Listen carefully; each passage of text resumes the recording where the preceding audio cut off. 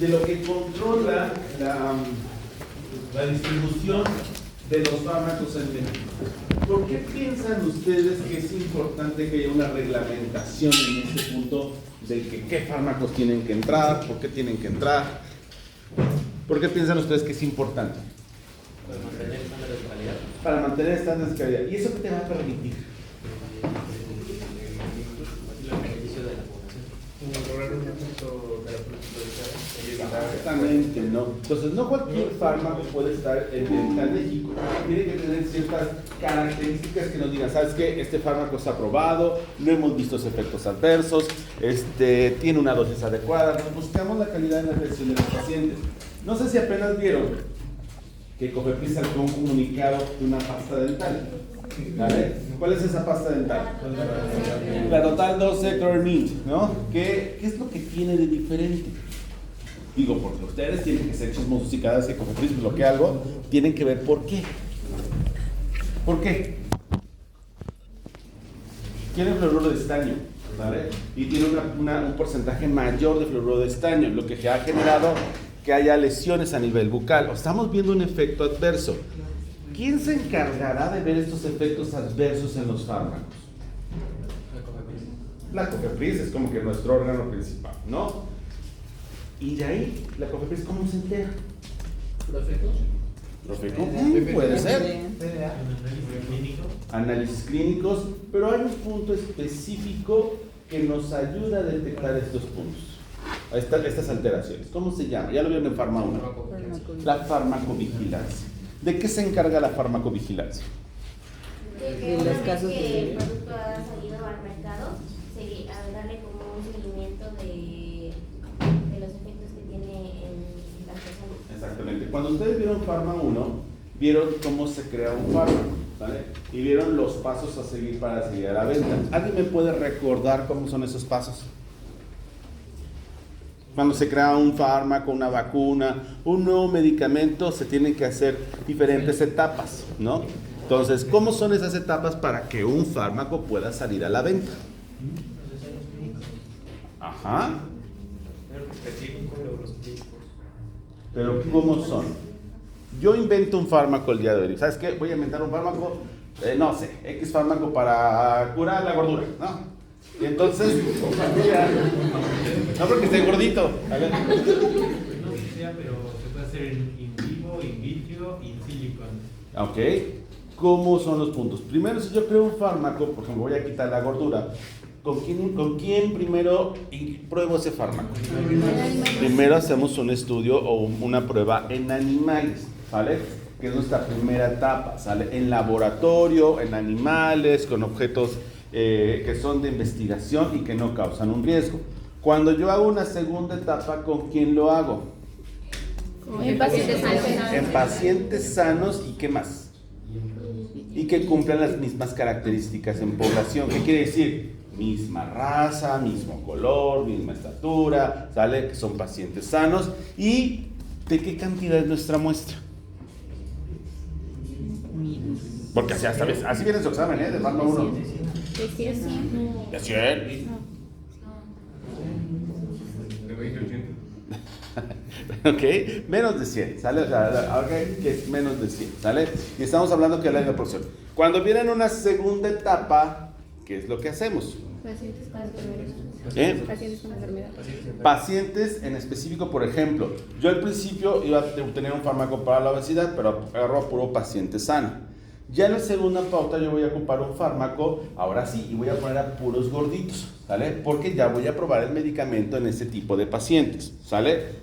Aquí nuestra población se incrementa más. ¿A cuánto es? Generalmente va de 100 a 1000, ¿sale? Entonces tú vas a entrar a un punto más amplio, ¿sale? Y después de qué nos viene, el tercer paso, ¿cuál es? Laboratorio, población pequeña, población más amplia, y el cuarto paso, perdón, me equivoqué, cuarto paso, ya la distribución. ¿Y ya se acaba ahí? No. ¿Qué pasa ahí? Ahí entra nuestra farmacovigilancia y eso nos corresponde a todos, ¿sale? Porque nosotros como médicos de primer contacto nos vamos a poder reportar cualquier efecto adverso que pueda suceder. Por ejemplo, yo aplico vacuna para VPH, y ya tiene rato que aplico vacuna para VPH, y no había tenido yo ningún efecto adverso así más que dolorcito en el brazo, X y Y.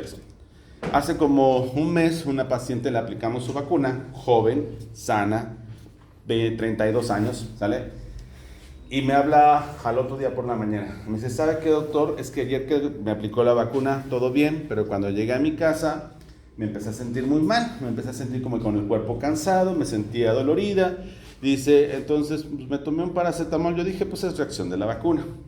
Dice, pero hoy por la mañana me levanté y todo mi cuerpo me duele. Dice, no aguanto mi cuerpo, tengo mucha sensibilidad, camino y me duelen los músculos. Y estoy temblando que no puedo controlar el escalofrío. Y dije, ay güey. Digo, y le empecé a interrogar, ¿algún efecto adverso previo? ¿Tenés a lo mejor un cuadro respiratorio, un cuadro gastrointestinal? No, nada, doctor. Pero es un temblor incontrolable, que no lo puedo contener. En friega, habla al laboratorio, le dice, ok, doctor, lo voy a comunicar con tal. Así inmediatamente se comunicaron conmigo, doctor, dígame los efectos, ya les estoy yo comentando. Me mandan toda la bibliografía de la vacuna y así como que efectos raros, dolor generalizado y escalofríos. Y me dice, ¿sabe qué, doctor? Sí es un efecto de la vacuna, es un efecto muy poco frecuente, pero sí es un efecto de la vacuna, ¿sale? Y le digo, ¿qué puedo hacer con ella? Mire, lo ideal es bloquear un poquito el efecto, vamos a poner un corticosteroide. Dice, no va a tener el efecto de la vacuna, pero vamos a disminuir cualquier daño que pueda ocasionar. Si han escuchado, hay algunos efectos muy graves como Guillain-Barré en pacientes secundarios a esa vacuna de VPH. Entonces yo dije, ay, antes de que le pase algo, pues se le puso el esteroide y estuve vigilando a la paciente, cómo va, no, ya me siento mejor. Dice, me apliqué la inyección, me dormí toda la tarde, me levanté mejor, se tomó un paracetamol, el otro día por la mañana, no doctor, ya, me siento súper bien, no tengo ninguna molestia. Pero ese proceso que es raro y que es poco frecuente sucede en algunas pacientes.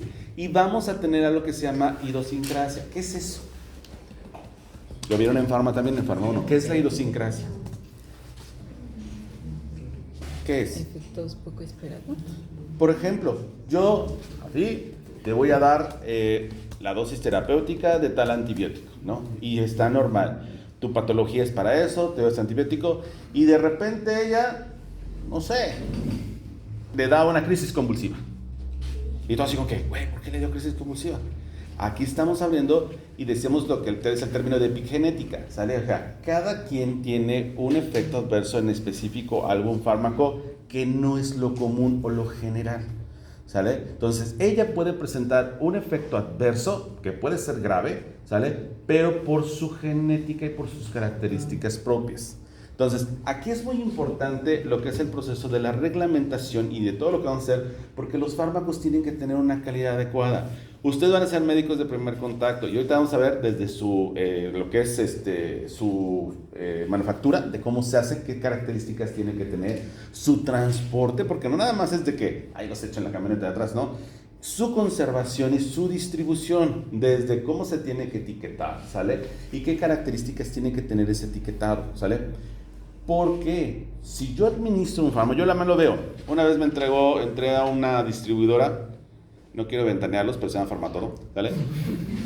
Y es una distribuidora grande, ¿sale? O sea, y entro, y primero un calor, pero así, porque era una bodega con un techo como de lámina, ¿sale? Muy grande, y tenían así todos los anaqueles de todos los fármacos. Entonces yo nada más iba yo viendo el calorón, tenían sus ventiladores de calorón, y cuando voy al área de gineco, estaban las áreas de los óvulos. ¿Cómo creen que estaban esos óvulos? Ya derretidos. Estaban totalmente cremosos, derretidos, ¿sale? Los fármacos que tienen que tener un envase especial, que ahorita lo vamos a analizar, que debe ser ámbar. ¿Por qué creen que tiene que ser ámbar? Los frascos. ¿Han visto que en algunos fármacos tienen un colorcito café, que es el color ámbar? ¿Por qué? Para proteger de la luz. ¿Qué pasa? Si esos fármacos tienen contacto con luz, se pierden sus propiedades, se descomponen, ¿sale? Tenemos fármacos con cierta refrigeración para tener un buen efecto. Por ejemplo, la oxitocina, que es un medicamento que ocupamos durante el trabajo de parto, tiene que estar en refrigeración.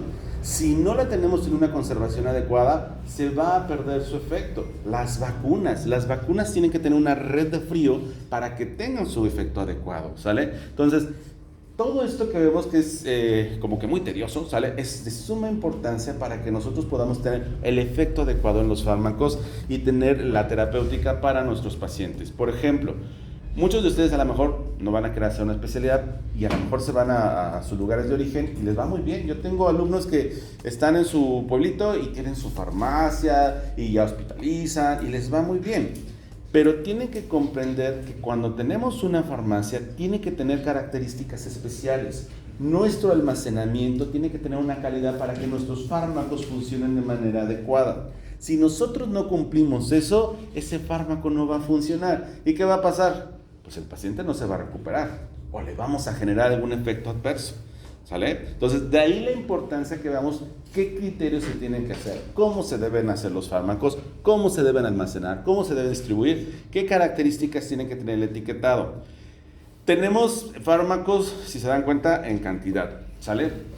Pero no nada más son fármacos. ¿Qué otra cosa tendré que tener legislación de lo que es nuestro COFEPRIS? Dispositivo médico. ¿Cómo cuáles? No sé si entra ahí, pero sillas de ruedas. ¿Por qué? Las sillas de ruedas. Son aditamentos, pero más que nada se basa en algo que vamos a ocupar dentro del organismo del paciente. Dispositivos médicos como cuáles? Catéteres, agujas. Bueno, antes vamos a ocupar, ¿qué otra cosa? Implantes. Por ejemplo, implantes. Si voy a ocupar prótesis de rodilla, un dispositivo intrauterino, ¿sale? Un diafragma, un condón, ¿sale? Las vacunas, ¿sale? Las válvulas de stent, todo lo que ocupemos dentro de lo que son dispositivos, también tienen que tener una adecuada reglamentación para poderlos utilizar, ¿sale? Actualmente hay mucha nueva tecnología en el tratamiento de los pacientes que también está regido por COFEPRIS, ¿sale? Ustedes se van a dar cuenta que cuando abran un consultorio, ¿sale? Tienen que tener un registro sanitario. Ese registro sanitario te va a dar a ti la oportunidad de poder atender pacientes, poder recetar y poder hacer ciertos procedimientos en tu consultorio. Aunque no lo crean, aquí en Tehuacán, todos los consultorios tenemos que tener nuestro registro, pero también van a ver que a lo mejor se van a Jalpan, a Altepeji, Coscatlán, pues como que no llega la COFEPRIS hasta ahí, ¿sale? Y entonces vamos a ver que su compañero ya tiene su consultorio y ni siquiera ha acabado medicina, ¿sale? Aquí me ha tocado, se los juro, me ha tocado ver en algunas clínicas que de repente yo llego, digo, ¿este quién es? Y así como que siempre me meto a chismosear. ¿Y este quién es? Y cuando veo, es enfermero.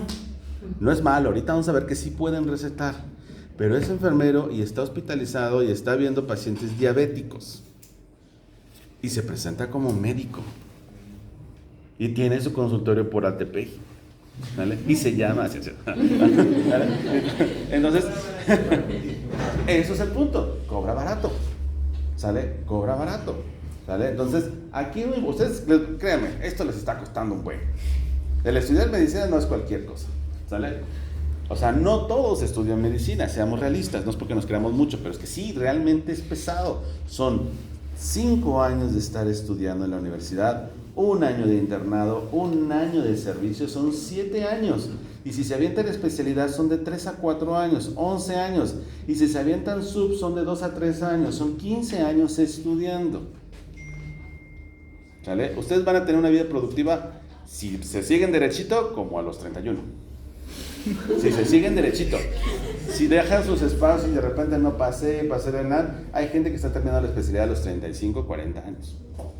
¿Sale? Entonces, ya es diferente. Yo, por ejemplo, yo no trabajé de médico general. Yo como terminé la licenciatura, entré luego en UNAM. Entonces, mi primer trabajo fue como ginecólogo. Yo empecé a trabajar como ginecólogo a los 29 años. ¿Sale? Es diferente, pero ustedes también lo pueden hacer. Pero es pesado. O sea, es pesado, te tienes que matar. Entonces, aquí es importante que cuando nosotros, pues todo esto que nos cuesta estudiar, lo hagamos de manera correcta. Y tenemos que seguir reglas, reglamentos. Tienen que dar de alta su consultorio con licencia sanitaria. Tienen que registrar su cédula porque van a hacer una receta. Ahorita vamos a ver que no nada más es en un papelito. La receta también tiene que tener sus características. Tiene que cumplir ciertos criterios y ahorita les voy a mencionar algunos datos que COFEPRIS nos pide y que entramos en una disyuntiva en cuestión de datos personales. ¿sale? Porque Cofepris nos pide algo y también tenemos ahí de que confidencialidad, ¿sale? Ok, chicos, vamos a empezar.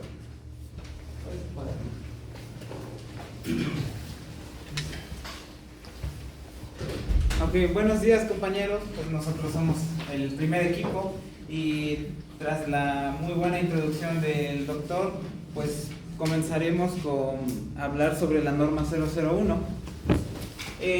¿Alguno de ustedes leyó más o menos de qué va esta norma? Ok, y también leyeron sobre la farmacopea.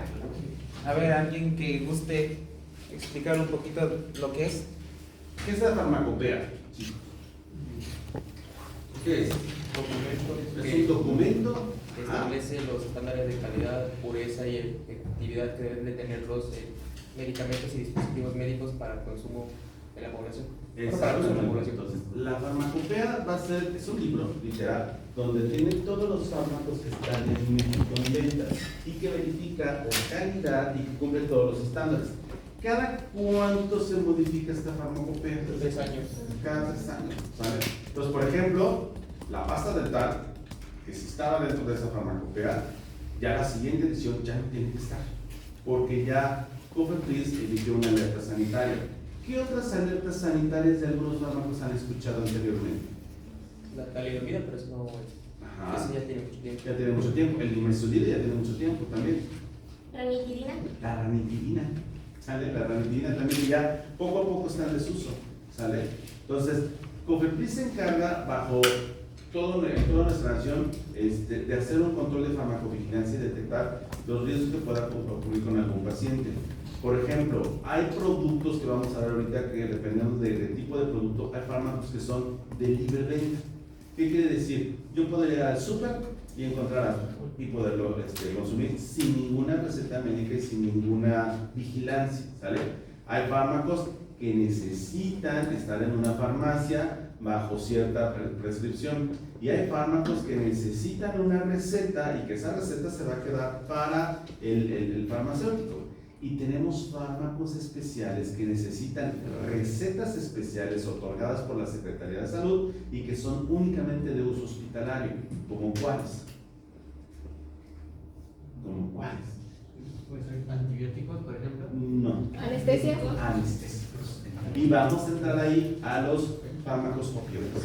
Los fármacos opioides son drogas, ¿sale? Entonces, por ejemplo, el fentanilo se ocupa para inducción anestésica y ahorita está súper, no sé si escucharon también que apenas a un doctor le llegó toda una redada porque compró fentanilo de manera particular y es anestesiólogo, pero como actualmente está usando para drogas, pues está muy vigilado. Ustedes van a ver que esas recetas cumplen un código de barras especial que te lo manda la Secretaría de Salud, ¿sale? Y que solamente es para uso intrahospitalario. El hospital recibe 5 ámpulas de fentanilo y cuando se las resurten, ellos tienen que entregar esa receta con código de barras que solamente lo tiene el jefe de servicio de anestesiología del hospital. No cualquier persona va a tener esa receta de código de barras, ¿sale? Ok, ¿y alguien que guste hablar sobre esta norma? Si leyó un poquito. Uy. Esta es la que incluye cómo debe ser el farmacopea. Exacto, así como la farmacopea se encarga de revisar todos estos medicamentos, la norma también indica que la farmacopea debe tener una estructura específica y debe mantenerse en revisión, actualización, difusión y revisión. La siguiente, por favor. Entonces, pues como ya nos habían dicho el doctor, pues es un documento oficial normativo en el que pues nos indica, ¿no?, todo esto sobre los medicamentos, pero la norma trata más sobre cómo debe estar estructurado este documento y tanto como la edición y todo lo que debe indicar. En sí, la norma no habla estrictamente de cada apartado, sino que en sí abarca como que generalidades. La siguiente, por favor. Fíjense, ese punto es bien importante, tanto regresame la tele. Es obligatoria para el sector público y privado. ¿Qué quiere decir? Todo hospital, toda farmacia, ¿sale?, tiene que tener estos libros dentro de su unidad, ¿sale? Y es importante porque cuando te llega una supervisión de Cofepris lo primero que hace al llegar a una farmacia, tu farmacopea, ¿dónde está? Y tiene que ser una farmacopea actualizada. Estos libritos te valen 16,000 pesos. Entonces, si tú tienes una farmacia particular, tienes que tener tu farmacopea. Si tienes un hospital que tenga farmacia, tienes que tener tu farmacopea. ¿Sale? Sí, por favor. Entonces, la norma, como les decía, indica más bien la estructura de este libro, tanto la estructura, detalla cómo se elabora, actualiza y publica, cómo participan expertos, que después vamos a profundizar un poco en eso, y define qué debe contener. Siguiente.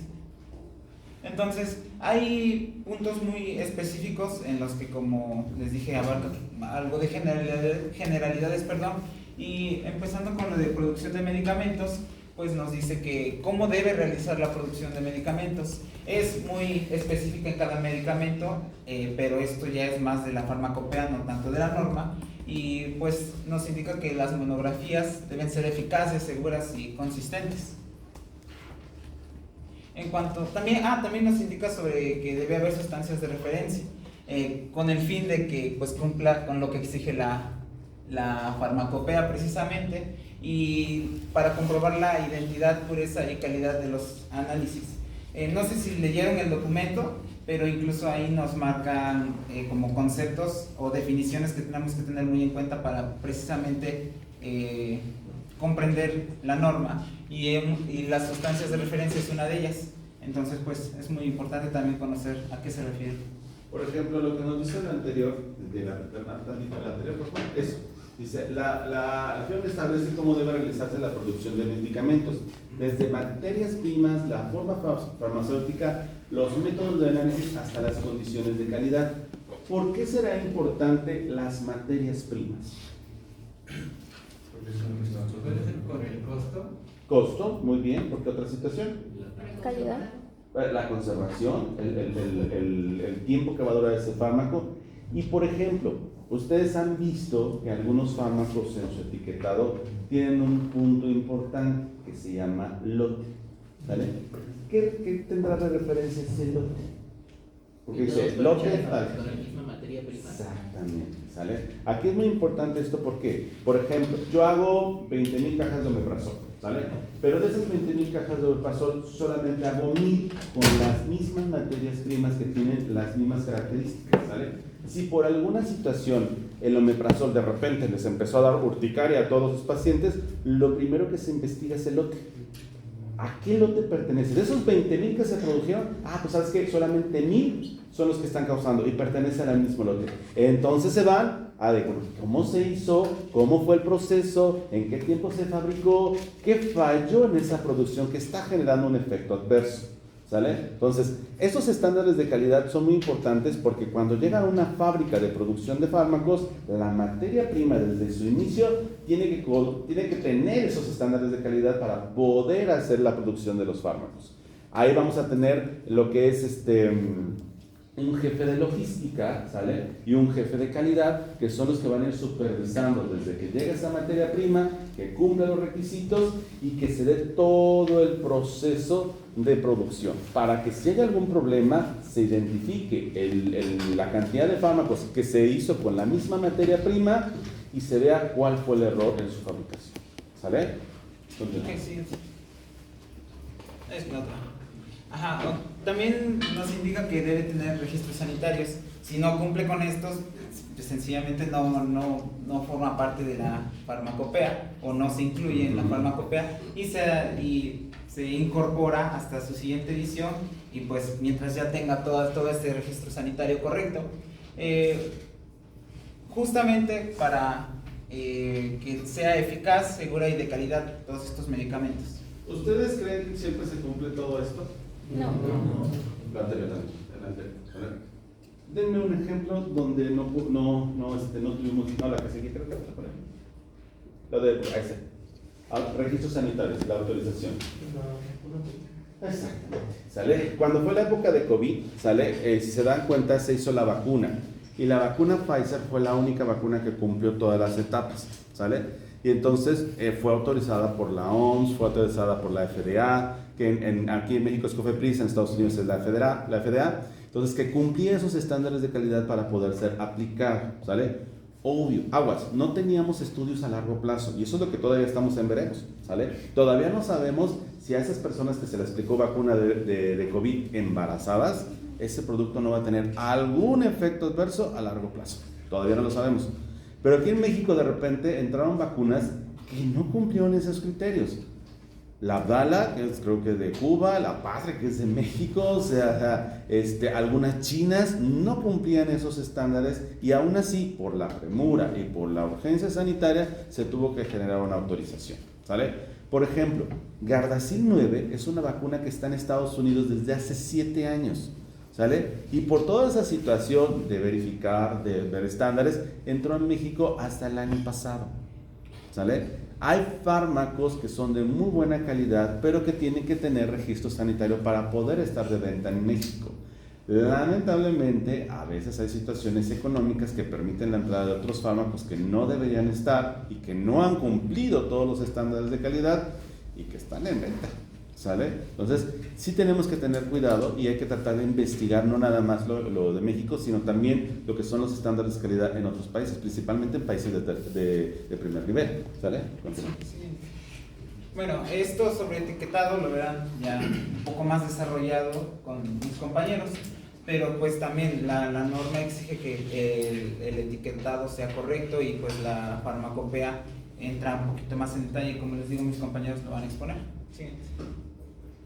El traslado, como el doctor ya había comentado, o sea, la norma no solo indica que debe estar en un buen lugar, sino que se encarga también de señalar específicamente en todo el traslado, tanto la producción, el transporte y hacia dónde va a llegar. Entonces, como había dicho el doctor, pues por ejemplo en las farmacias es obligatorio casi tener el libro físico y sobre todo cumplir con todos estos puntos muy importantes.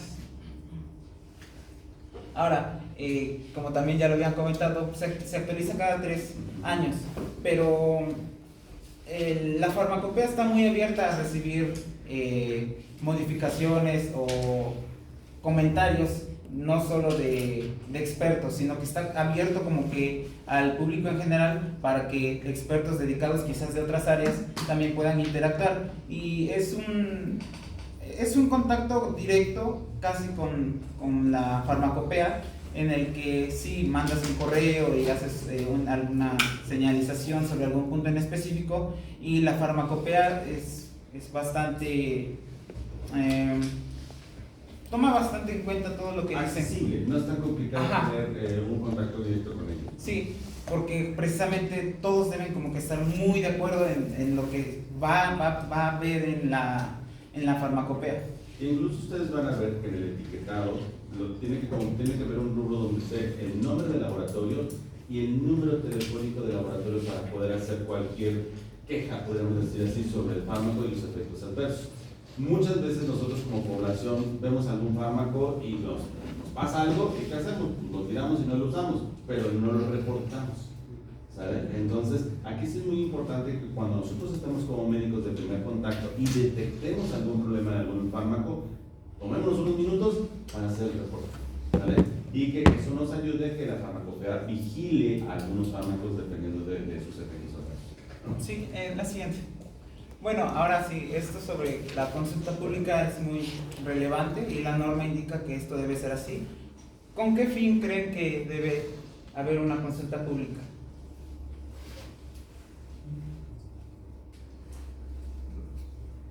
Bueno, pues principalmente porque debe haber una transparencia, o sea, debe ser completamente transparente y nos ayuda precisamente a que todos tengamos interacción con la posterior publicación de la farmacopea.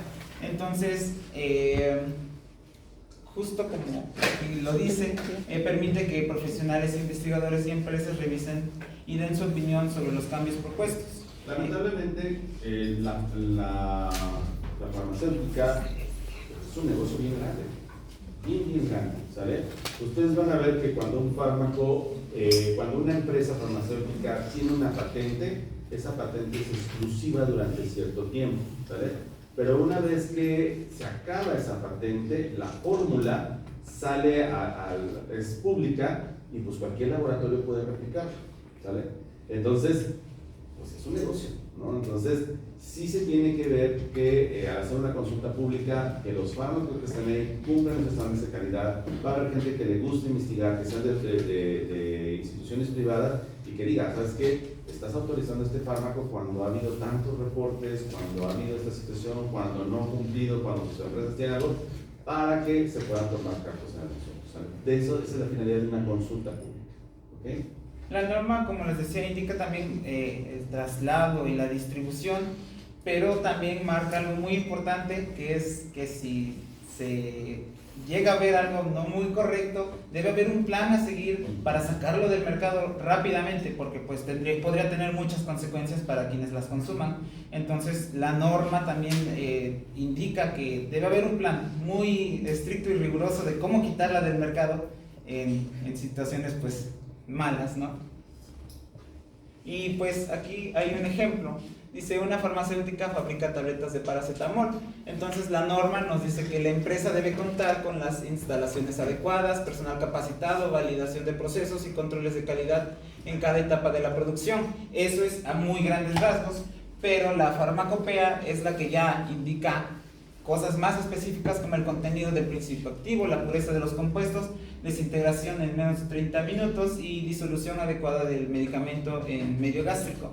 Entonces, la norma va en relación directa con la farmacopea. Yo no entendía muy bien del todo, pero esta es una forma muy simple. El laboratorio usa la farmacopea para asegurarse que cumplan con los criterios de la norma NOM 001. Entonces van en relación directa. Digamos que el medicamento es supervisada por la farmacopea para que cumplan con la norma al pie de la letra. Y a ver, siguiente. Bueno, aquí ya van mis compañeros, pero pues es muy importante cumplir con todo esto porque también puede tener consecuencias legales y pues todo eso. Entonces hay que tener muy en cuenta y seguir las reglas. Y mis compañeros entrarán un poquito más en detalle sobre normas más específicas, pero por lo menos en cuanto a la norma 001, quédense con eso, con que se asegura de que la farmacopea sea publicada o distribuida correctamente. Bien, vamos con la producción de insumos.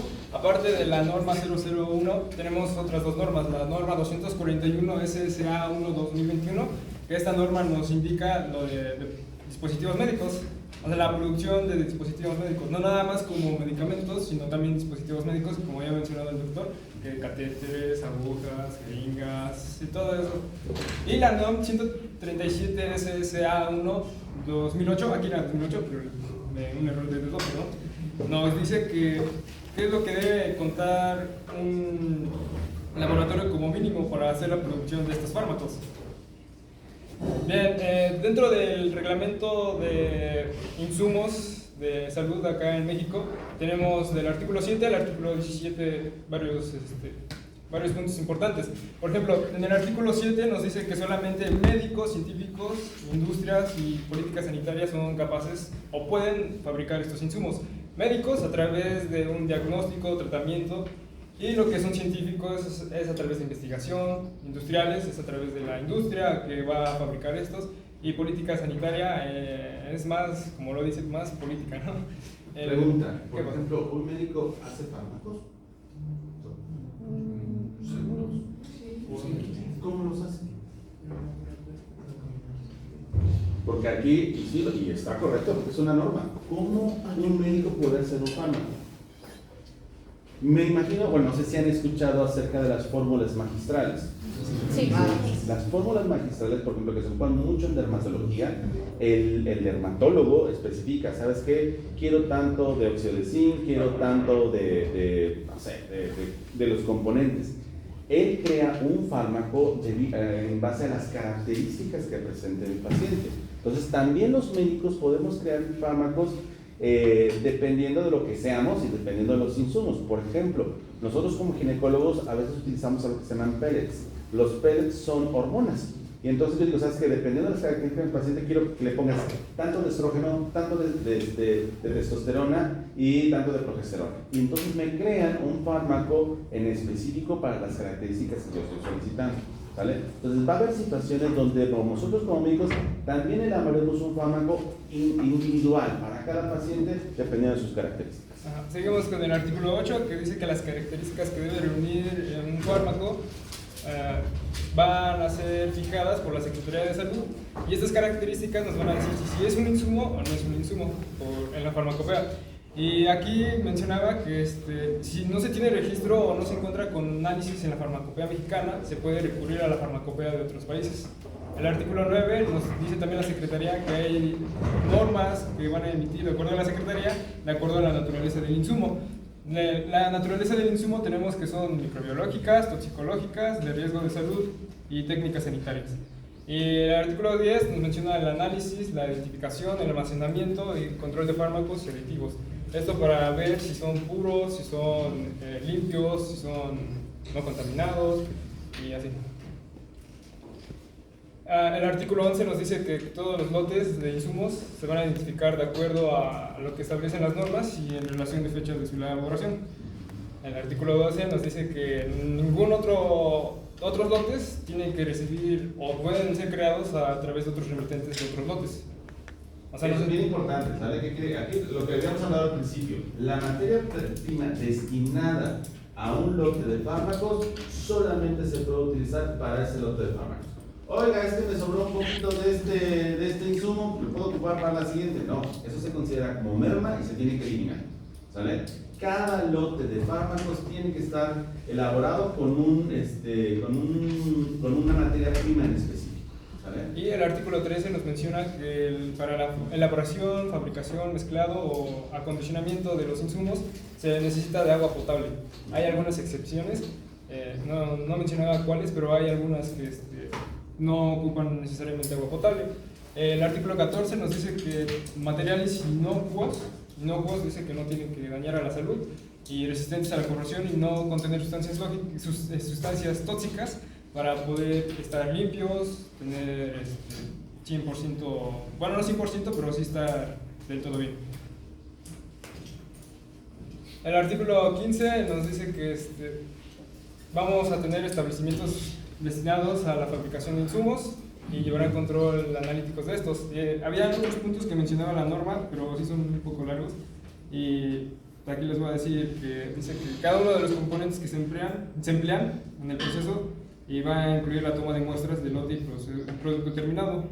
Tenemos que tener la identidad, comprobar la identidad de la pureza, de la esterilidad y apigenicidad cuando se requiera, la validación de técnicas empleadas, el almacenamiento de muestras de retención en cantidad suficiente para los análisis completos de cada dato procesado, un año después de la fecha de caducidad de los mismos, y características y requisitos que señalen la norma correspondiente.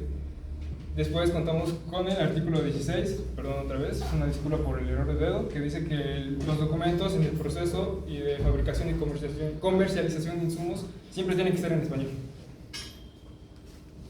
Y por último, el artículo 17 que dice transporte de insumos. Este es también importante porque no nada más se va a transportar en cualquier camión, sino hay camiones o transportes indicados para cada tipo de insumo. Aparte también tiene que llevar acondicionamiento y todo eso. O sea, todas las normas son importantes, ¿no?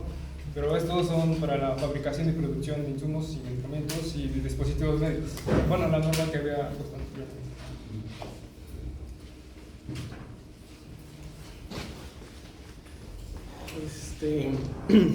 Ya pasando a lo que es la parte del envasado y etiquetado, nosotros nos vamos a basar en la norma 072 SSA1 en 1993 y pues prácticamente todo lo que les voy a hablar acerca del reglamento de insumos para la salud pues se resume igual, bueno, o sea, están como de la mano, tanto la norma como lo que les voy a contar. Entonces pues mejor les traje como artículos importantes que tienen relación y pues ahorita se los voy a explicar.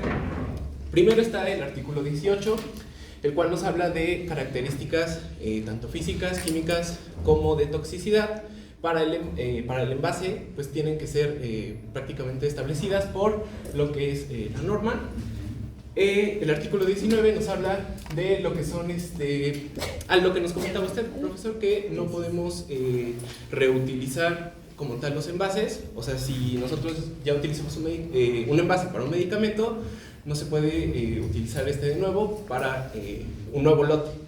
En el caso del artículo 20 ya nos habla de cuestiones de seguridad, en el que en el sistema de envasado no pueden existir fugas que puedan dañar a la salud, y también se debe de evitar como contaminación, ya sea química o microbiológica. En cuanto al artículo 21, pues ya nos habla como tal de un sistema de cierre, que este va a ser para prevenir alguna manipulación accidental, pero bueno, también si lo quieren ver así, pues parte igual de la higiene se relaciona ahí, ¿no? Porque pues así aseguramos que pues el medicamento está nuevo. Por último, el artículo 24 nos habla prácticamente de toda la información que debe llevar el etiquetado de nuestros fármacos. Aquí les puse un pequeño ejemplo y pues aquí les voy a mostrar, ¿no?, cada uno. En este caso, la denominación genérica, les traje el ejemplo de eritropoyetina por algo que les voy a contar más adelante, pero la denominación genérica, pues en este caso sería pues, la eritropoyetina, todo este nombre largo que no les voy a decir ahorita, pero también está la denominación distintiva, que es como, digamos, la marca del medicamento, que es en este caso Mircera. Ingredientes activos van a venir Es necesario, por eso hay un punto, dice, denominación distintiva, no medicamentos genéricos intercambiables. ¿Por qué? ¿O qué tiene que ver eso? Bueno, es que tiene que ver precisamente con que cuando se distribuyen lo que son fármacos genéricos, pues obviamente no vamos a Este es un tener... punto bien importante. El etiquetado de un fármaco tiene que tener ciertas características. Incluso tú vas a tener una denominación distintiva, que podríamos decir que es el nombre comercial, ¿sale? Tú vas a tener fármacos originales o de patente, el que tenga la fórmula desde el inicio, y una vez que esa fórmula se libera van a poder entrar los medicamentos genéricos. Los medicamentos genéricos son aquellos que cumplen la misma característica de la sal, podríamos decirlo así, pero que pertenecen a un laboratorio y que muchas veces reducen costos en lo que es el envasado, en la caja, en el color, pero su nombre tiene que tener ciertas características o similitudes al nombre original. No tienen que tener ciertas vocales, no tienen que tener, pero tienen que tener un sonido semejante. Por ejemplo, yo estoy dando amoxicilina, entonces pongo amoxil, ¿no? O amoxil, ¿no? O sea, ocupamos ciertos fórmulas. Pero vamos a tener otro tipo de fármacos que se denominan genéricos intercambiables. ¿Qué quiere decir? Son los que ocupan muy frecuentemente los servicios de salud. Yo tengo paracetamol y es el único nombre que vamos a encontrar. Y va a tener una leyenda con un cuadrito grande que dice GI, que es genérico intercambiable. Entonces, por eso nos ponen ahí denominación genérica, denominación distintiva, que no se va a aplicar en medicamentos genéricos intercambiables. Porque en los genéricos intercambiables solamente vamos a encontrar la sal. ¿Vale? Por ejemplo, yo voy a dar naproxeno sódico. Nuestra denominación genérica es naproxeno sódico, ¿sale? Nuestra denominación distintiva, un ejemplo, Planax. Planax es un ejemplo clásico del naproxeno sódico. Pero si yo fuera al centro de salud, a lo mejor encuentro y me dice naproxeno sódico y me pone adelante GI. No tiene una denominación distintiva. Yo puedo tener naproxeno sódico y en lugar de tener Planax, tengo Planaxin, ¿sale? Que serían de un laboratorio y ya se le denominamos una denominación genérica, ¿sale? Yo, por ejemplo, en ginecología ocupo mucho el misoprostol para cuando tengo abortos diferidos o abortos retenidos. Entonces, el misoprostol es la sal. El original, que es de Pfizer, se llama Cytotec. Tengo otro de Leomón que es más económico que se llama Cyrix, ¿sale? Y tengo otro mucho más económico que son de los similares que se llama Misotin, ¿sale? Entonces, tú vas a ir viendo, por ejemplo, Cytotec vale 4,000 pesos la caja. Cyrix te vale 300 pesos. Misatin te vale 70 pesos. Y en teoría, los tres son misoprostol. Pero a mí me ha tocado que ocupan el de 70 pesos, me acabo la caja entera y no les cogen ni cosquillas a la señora, ¿sale? Les pongo Cyrus y necesito 3 dosis y les va bien. Pero con Cytotec, una dosis y ¡pum! Lo sacan. Vámonos ya, chicos. Bueno, sí, pues, Mañana continuamos.